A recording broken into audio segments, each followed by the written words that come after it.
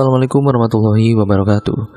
Dan pada video kali ini saya akan kembali lagi membacakan suatu kisah misteri yang kali ini berjudul tentang sebuah kisah pesugihan genderuwo penglaris warung makan. Cerita kali ini ditulis oleh Manafila. Nantinya kalian juga bisa mengunjungi thread beliau secara langsung. Yuk, daripada kita lama-lama, daripada kita penasaran bagaimana ceritanya, mari kita langsung saja menuju ke ceritanya.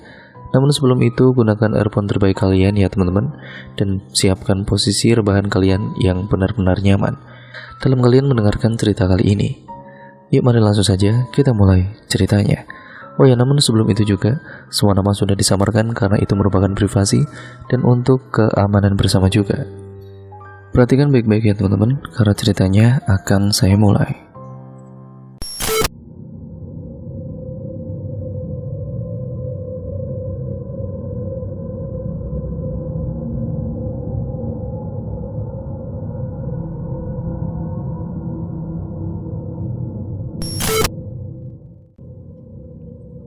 Bangunan semi permanen berukuran 5 x 3 meter berdiri tegak di tengah perumahan komplek Dirgantara.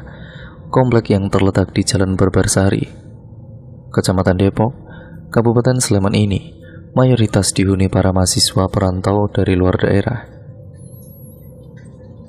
Warung Buparti, demikian para pembeli biasanya menyebut meskipun nama yang tertulis di banner adalah Warung Dirgantara. Tempat ini menjual berbagai menu makanan dengan harga terjangkau, terutama bagi mahasiswa perantau. Berjajar kursi dan meja panjang yang menjadi tempat biasa para pembeli menyantap pesanannya. Tidak lupa sendok dan juga garpu tertata rapi di atasnya. Suparti, wanita berusia 43 tahun, dan suaminya Aris yang berusia 44 tahun, merupakan pasangan suami istri yang berasal dari Gunung Kidul, Yogyakarta. Kesehariannya menjual berbagai makanan dan minuman untuk mereka yang ingin mengisi perut laparnya. Usaha yang sudah ditekuni bersama sang suami sejak 2004 hingga kini masih menjadi mata pencaharian utama mereka. Dulu, awal buka sekitar 2004. Awalnya datang ke Dirgantara merawat orang jompo, tapi 1 tahun kemudian meninggal. Setelah itu, Suparti merasa jika bekerja ikut dengan orang bakalan kurang mandiri ke depannya. Kebetulan saat itu ada kesempatan untuk berjualan makanan setelah meminta izin kepada Pak Budi sebagai kepala RT Dirgantara untuk menggunakan lahan kosong yang ada di daerah itu. Mayoritas pelanggan warung Suparti adalah mahasiswa dan para pekerja di sekitar kompleks Dirgantara. Sekitar pukul 12:15 menjadi puncak kepadatan para pembeli pada tempat makan tersebut. Tak ayal antrean beberapa orang tampak terlihat saat memasuki jam makan siang. Ahmad Prayoga adalah mahasiswa Universitas Atmajaya. Sudah sejak lama tinggal di salah satu indekos yang terletak di kompleks Dirgantara. Sudah sejak lama pula ia mengandalkan warung Buparti sebagai tujuan kala perutnya lapar. Harganya sangat murah dibanding tempat makan yang lain soalnya. Sekali makan dengan nasi telur sama orek tempe hanya 6.000, jadi bisa banget buat hemat pengeluaran, ujarnya. Tempat yang sering terlihat ramai pada jam makan siang pada masa pandemi COVID-19 menjadi sepi. Efek pandemi COVID-19 sangat terasa bagi usaha yang terbilang sederhana. Pelanggannya yang merupakan mahasiswa dari luar kota satu persatu meninggalkan tanah rantau karena pemerintah menetapkan adanya pembatasan kegiatan masyarakat termasuk kegiatan belajar mengajar. Wanita parubaya tersebut mengaku dulu saat keadaan normal kurang lebih 15 kg nasi habis terjual dalam sehari. Kondisi tersebut tidak lagi ia alami selama pandemi COVID-19. Pada puncak pandemi tahun 2021, warung dengan atap asbes seng tersebut hanya menjual 2-3 kg nasi dalam sehari. Itu pun habis untuk konsumsi pribadi. Kadang dalam sehari sering merugi daripada untungnya hingga Buparti dan suaminya mengganti jam bukanya hanya malam saja agar tidak merugi. Seiring berjalannya waktu, pandemi yang mulai bisa dikendalikan, kini perlahan warung Bu Parti mulai ramai seperti sedia kala meskipun belum sepenuhnya. Mahasiswa yang mulai berkegiatan lagi, yaitu di kampusnya, membawa dampak positif kepada penjualan tempat makan tersebut. Dengan iringan suara menggoreng salah satu menu pesanan pembeli. Dalam sehari setidaknya habis 7 kg, angka tersebut memang setengah dari penjualan normalnya dulu. Tetapi hal itu ia syukuri, setidaknya tidak ada lagi rugi yang ditanggung. Namun, seiring berjalannya waktu, entah sebab apa Bu Parti mengernyit heran. Sejak pagi belum ada satupun pembeli yang datang ke warung makannya. Tidak seperti biasanya, itulah yang ada di pikirannya Bu Parti. Bukan lagi masalah pandemi, namun kali ini warungnya mendadak sepi. Mahasiswa pun sudah banyak yang berangkat ke kampus, namun tidak ada satupun yang mampir ke warungnya. Bu Parti pun terus menunggu dan juga menunggu. Benar-benar tidak ada satupun pembeli yang datang. Itu pun kemudian ia memutuskan untuk segera menutup warung makannya. Sambil berjalan masuk ke rumah, Bu Parti terus-menerus berpikir, sudahlah. Mungkin hari ini saja warungku sepi, besok pasti akan banyak pembeli yang datang lagi, gumamnya. Keesokan harinya seperti biasa, Bu Parti kembali membuka warung makannya. Dia yakin sekali pasti akan ada banyak pembeli seperti dulu. Bu Parti tersenyum senang saat ada seorang ibu-ibu menghampiri warung makannya. "Pak, saya beli tempe gorengnya." "Baik, Bu." Dengan sigap Bu Parti melayani ibu tersebut. "Ini uangnya, terima kasih ya." "Terima kasih kembali, Bu," jawab Bu Parti, "dan sudah aku duga kan, hari ini pasti akan ada pembeli lagi," ujarnya. Namun sampai pukul 1 siang hanya ada ibu-ibu yang tadi membeli dagangannya. Dengan kesal ya Bu Parti membereskan warung makannya dan segera menutupnya. "Belum ada yang beli juga?" tanya Aris suaminya. "Hanya ada satu pembeli. Aku sudah pusing. Kemarin kan warung kita laku. Ya selalu ramai pembeli, tapi sekarang kok seperti ini ya. Kalau begini terus, kita mau hidup bagaimana? Kita mendapatkan uang hanya dengan membuka warung makan," sentak Bu Parti dengan kesal. "Ya sabar saja, Bu. Kalau belum rezekinya ya kita bisa apa?" ujar Aris menenangkannya. Ririn yang mendengar keributan dari dalam kamar segera keluar. "Kenapa, Bu?" tanya Ririn dengan heran. "Gak apa-apa." "Ya udah, kamu masuk kamar lagi, Ki," ujar Bu Parti sambil tersenyum. Ririn terdiam dan menundukkan kepalanya. Bu, uang sekolah belum dibayar 2 bulan, Bu. Uang buku juga belum. Bu guru nagihin terus. Katanya kalau nggak dibayar-bayar, ya bisa-bisa aku diskors." Ririn berbicara takut-takut. "Ya bagaimana mau bayar uang sekolah dan juga bukumu? Warung kita saja akhir-akhir ini sepi, tidak ada pembeli." Bu Parti sepertinya benar-benar merasa kesal dan frustasi. Dia sangat bingung mengapa warungnya sangat sepi sekali sekarang. Aris menghela nafasnya. "Bapak dan Ibu akan cari cara untuk membayarnya. Sekarang kita belum ada rezeki," kata Aris sambil mengusap kepala Ririn. Ririn hanya mengangguk. Dia tahu ekonomi keluarganya pas-pasan saja. Mereka mendapatkan uang hanya dengan membuka warung makan. Mencari lowongan kerja sangat sulit. Dan ya benar-benar buruknya lagi, warung mereka sekarang sepi pelanggan seperti ini. "Aku akan cari cara agar warung kita tidak sepi terus. Apapun itu caranya, aku akan lakukan asalkan kita mendapatkan uang." Hari ini Bu Parti tidak membuka warungnya. Dia sudah bersikeras untuk segera, sementara tidak akan membuka warungnya dulu.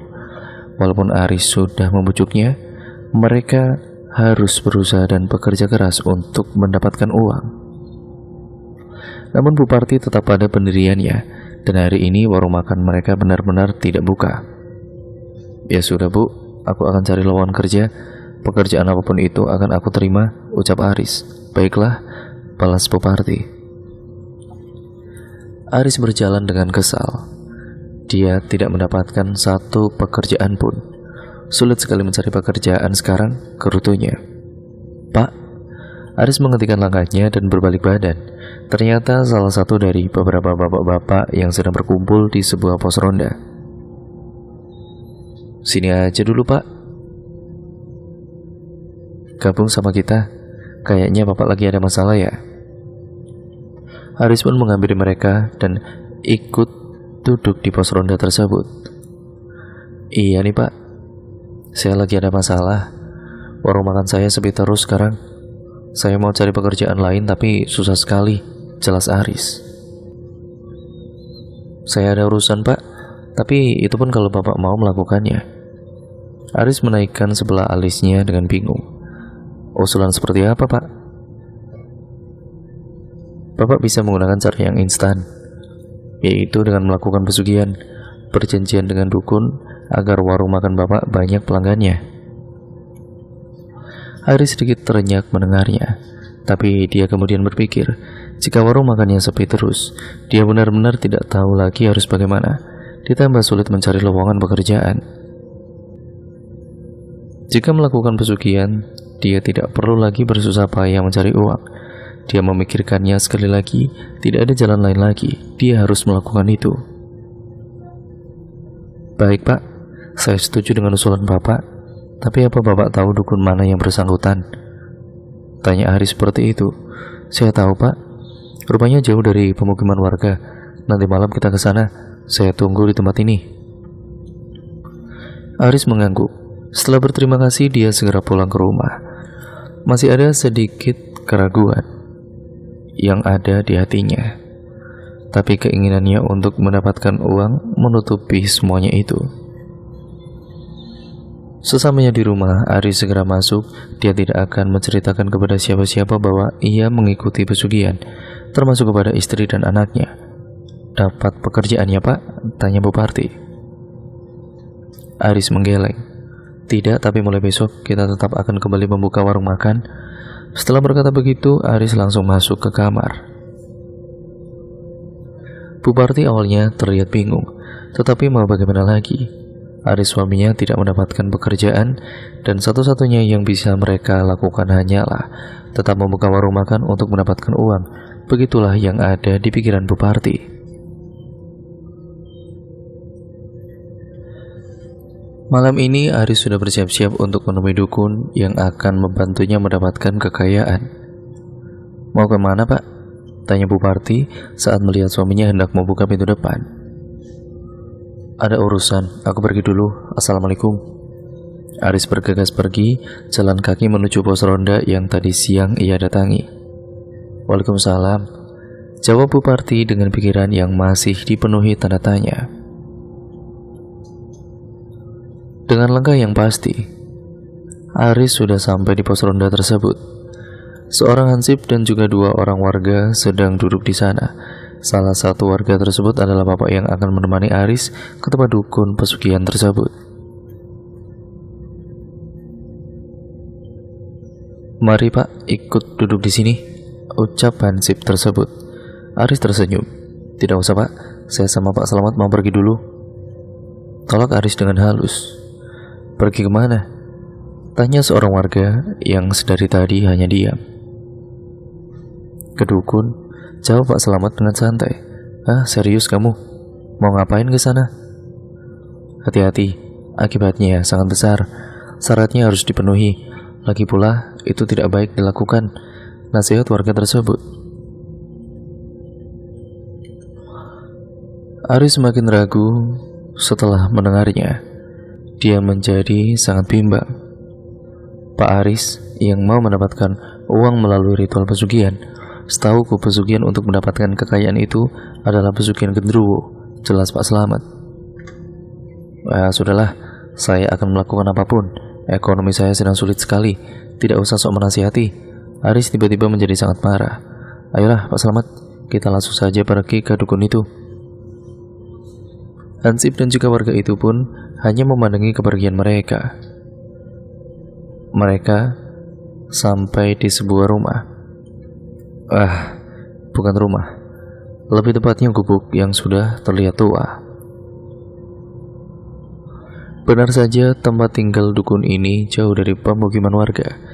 Dari luar, suasana terlihat sangat angker. Pohon besar mengelilingi hampir seluruh gubuk itu. Aris sudah merasakan hawa yang tidak enak ketika dia baru saja sampai di sini. "Ayo masuk, Pak Aris," ajak Pak Selamat. Aris menarik napasnya dan segera mengikuti Pak Selamat yang sudah jalan lebih dulu ke depan pintu gubuk itu. "Permisi," panggil Aris. Cukup sekali saja mereka mengetuk pintu. Seseorang sudah berdiri di depan mereka. Seseorang yang lebih tua itu, tepatnya seperti seorang dukun, hanya menjawab dengan suara deheman yang berat. Kami kesini ada keperluan untuk mendapatkan kekayaan secara instan dengan melakukan ritual pesugihan."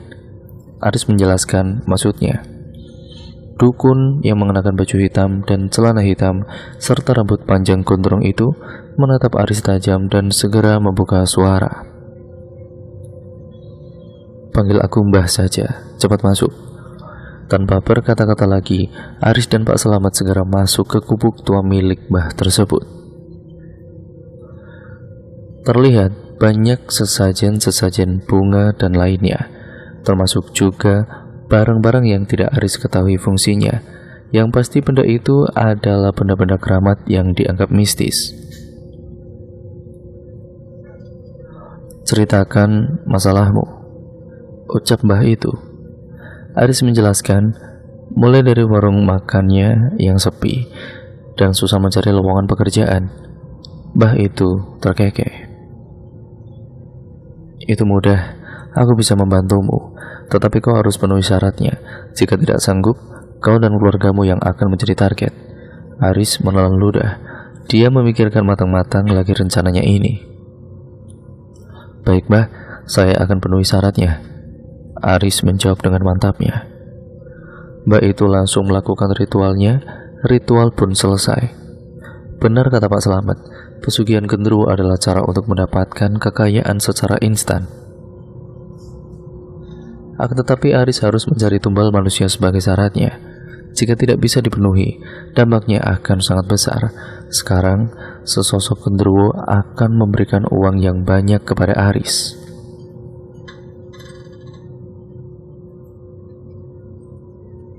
Genderuwo itu juga menghuni warung makan Aris yang terletak di depan rumahnya untuk menarik pembeli, sehingga uang Aris semakin banyak dan juga banyak sekali.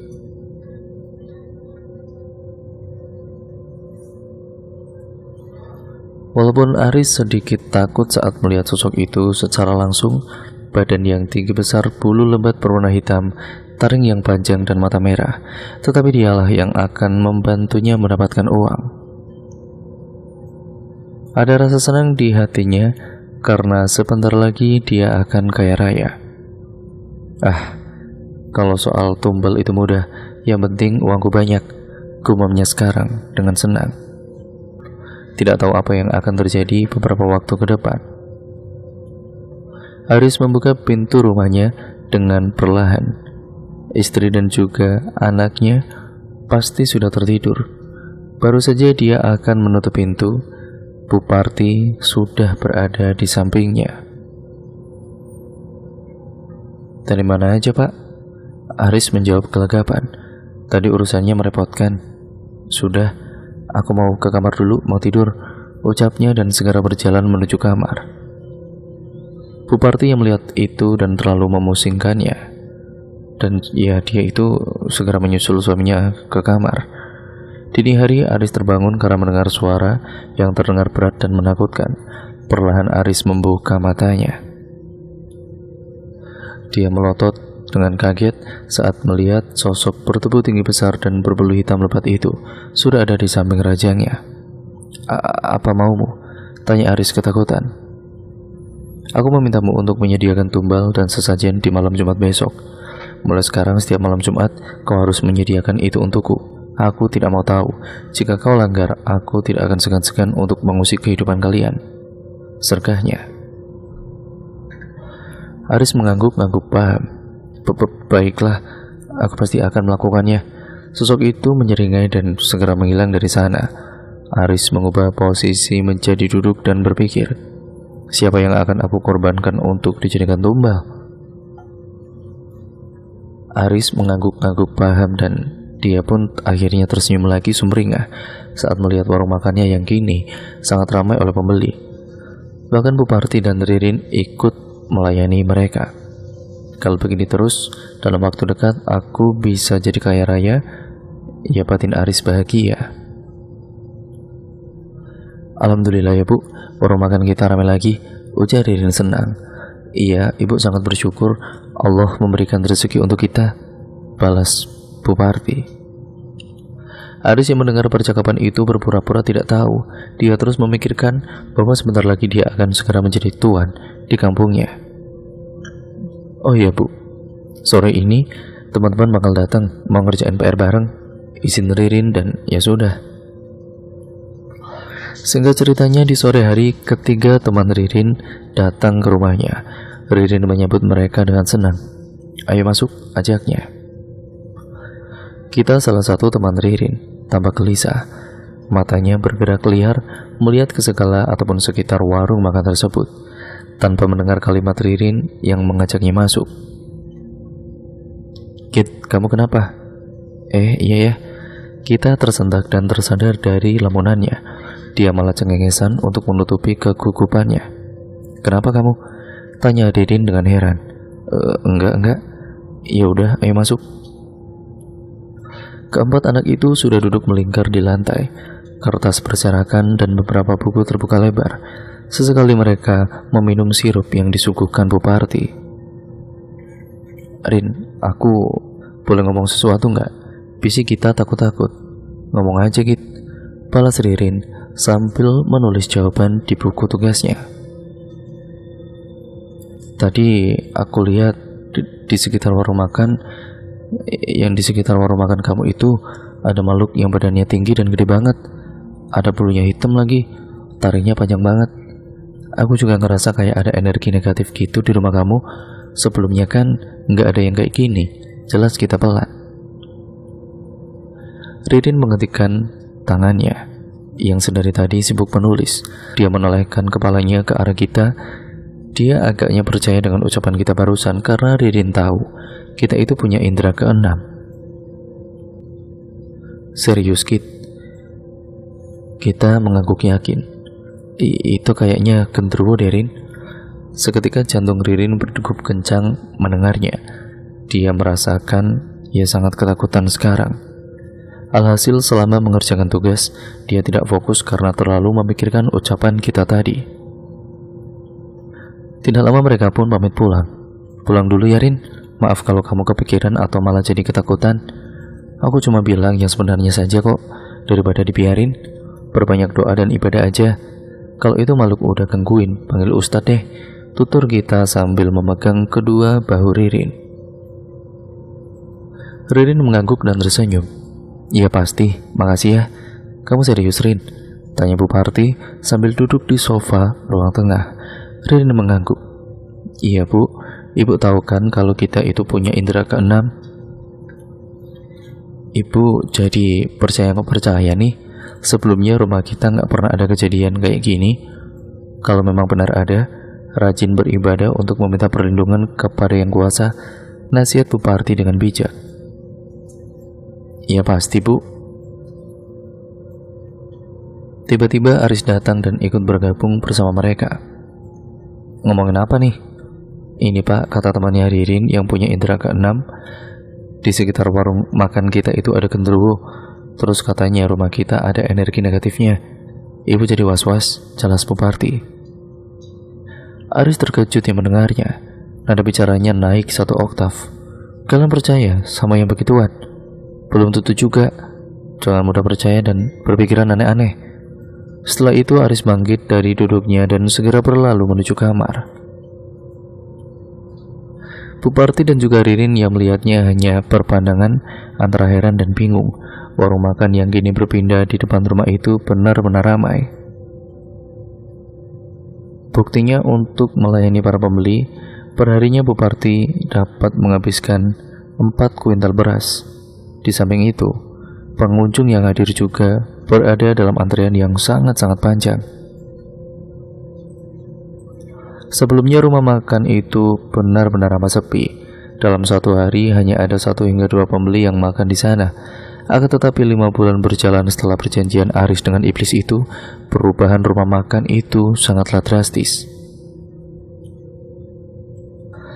Tampak seperti benar-benar tiba-tiba, rumah makan tersebut kian ramai. Di depan rumah makan kini disediakan tempat parkir yang luas. Terdapat banyak mobil mewah dan motor yang berjejeran. Dan selama ini yang dijadikan tumbal oleh Aris adalah para pelanggannya. Buparti sendiri sebagai warga kompleks Dirgantara terheran-heran. Kok setiap malam Jumat Kliwon pasti ada yang meninggal ya? Aneh sekali rasanya. Aris sendiri hanya sibuk mencari nama-nama yang akan dijadikan tumbal. Jarang sekali ia membantu istrinya di warung. Sementara Ririn ini masih selalu kepikiran dengan omongan temannya tentang sosok genderuwo yang berada di rumahnya. Pernah sesekali ia melihat ayahnya bertingkah aneh dengan membawa 1 kantong bunga melati serta dupa yang dinyalakan. Seperti yang diarahkan oleh Mbak Dukun, Aris selalu memberikan sesajen untuk setan dan tumbal yang bersekutu dengannya. Semua itu dilakukan di satu ruangan yang terletak di samping kiri bagian belakang warungnya. Semua dilakukan ketika istrinya sudah menutup warung, karena siapapun tahu bahwa bersekutu dengan setan adalah perbuatan berdosa dan bisa mengundang amarah. Apalagi amarah pengunjung warung makannya. Upaya Aris untuk menyembunyikan cara curang untuk berbisnis akhirnya terbongkar. Suatu malam ia pernah pergi untuk menemui Mbah Dukun tanpa membereskan sesajen terlebih dahulu. Keesokan harinya, seorang pelanggan yang hendak ke toilet melihat ruangan yang digunakan Aris dari salah pintu yang tidak tertutup rapat. Dan selanjutnya adalah ketidakpercayaan dan pandangan negatif terhadap Aris. Warung makannya tidak lagi didatangi oleh orang-orang, bahkan beberapa orang berani untuk membuang ludah ketika melewati warungnya. Kabar bahwa Aris melakukan pesugihan sudah tersebar luas dan pada akhirnya sampai ke telinga Buparti. "Pak, benar apa yang diomongkan warga, Pak?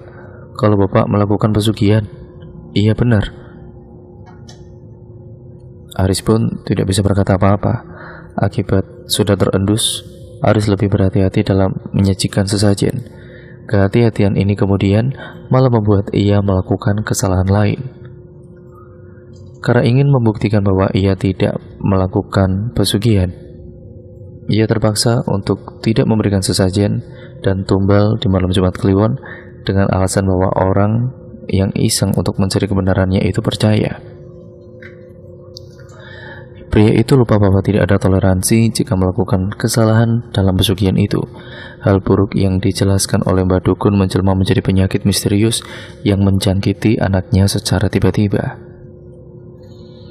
Akhirnya, satu perjanjian membawanya kepada penderitaan seumur hidup. Istri dan anaknya meninggal sebagai tumbal bagi iblis atas pesugihan yang dilakukan oleh Aris. Musibah ini pada akhirnya mengganggu fisiknya maupun mentalnya. Ia tidak lagi memberikan tumbal dan sesajen dan warung makannya berakhir gulung tikar. Ia dirawat oleh tetangganya. Tidak ada lagi yang dilakukan kecuali berbaring lemas di ranjang lusuh dengan iblis yang mengangkang di atasnya bersama tatapan yang mengerikan. Langit masih saja mendung dan hujan deras tidak kunjung reda. Berawal dari kematian itu, Aris amat menyesali kelakuannya selama ini. Tetapi apa daya, di samping itu, karena kehilangan itu juga sudah terlanjur terjadi. Orang-orang telah mengetahui kejahatan Aris yang selama ini menggunakan pesugihan untuk melariskan warung makannya itu. Dan cerita pun akhirnya selesai sampai di sini ya teman-teman. Terima kasih untuk kalian semua yang sudah menyimak dan mendengarkan video kali ini dan cerita ini. Bagaimana menurut kalian cerita kali ini? Semoga kalian terhibur dan juga kalian bisa mengambil banyak sekali pembelajaran yang terkandung dalam cerita kali ini. Sekian dan terima kasih ya teman-teman. Jangan lupa untuk kalian tetap like, komen, dan share video kali ini sebanyak-banyaknya agar kalian terus membantu channel ini menjadi channel yang jauh lebih baik lagi ke depannya. Dan jangan lupa untuk kalian yang baru mampir, kalian subscribe channel ini dan nyalakan tombol lonceng notifikasinya agar kalian tidak ketinggalan video terbaru selanjutnya dari channel ini. Sekian, terima kasih, kurang lebihnya mohon maaf apabila banyak salah kata ataupun narasi saya kurang jelas ataupun artikulasi saya mungkin banyak yang salah juga, ataupun juga pembawaan saya terlalu lambat atau mungkin terlalu cepat juga. Saya mohon maaf yang sebesar-besarnya. Dan video ini saya akhiri, sampai berjumpa di video terbaru selanjutnya dan cerita-cerita menarik selanjutnya hanya di channel ini. Sekian dan terima kasih. Wassalamualaikum warahmatullahi wabarakatuh.